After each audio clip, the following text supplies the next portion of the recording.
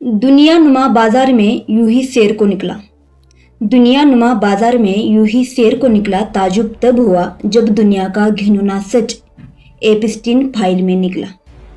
जेव्हा जेव्हा जिवंत माणसं मृतांसारखी वागायला लागतात तेव्हा तेव्हा तीच जिवंत माणसं स्वतःचे जिवंत विचार मनामध्ये दफन करतात आणि तेव्हा आम्ही आमच्या देशाचा विकास त्याच्या हाती देतो ज्याला उद्या एपस्टीन फाईलमध्ये नाव येण्याची भीती वाटते।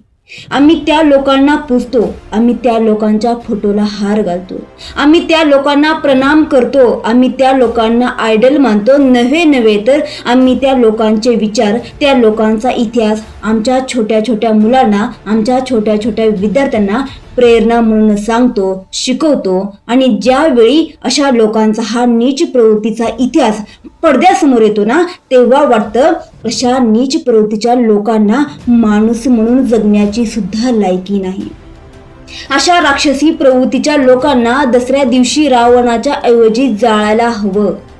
पैसा देऊन मुलीचा देह विकत घेणारी अशी नीच लोक जिवंतपणी चौकात चौकात जाळायला हवी। आशा आहे लवकरच यांच्या पापाचा घडा भरून त्यांना त्यांच्या गुन्ह्याची शिक्षा भेटायला हवी। आणि तोपर्यंत आपल्या सर्वांनी जागृत राहणं गरजेचं आहे।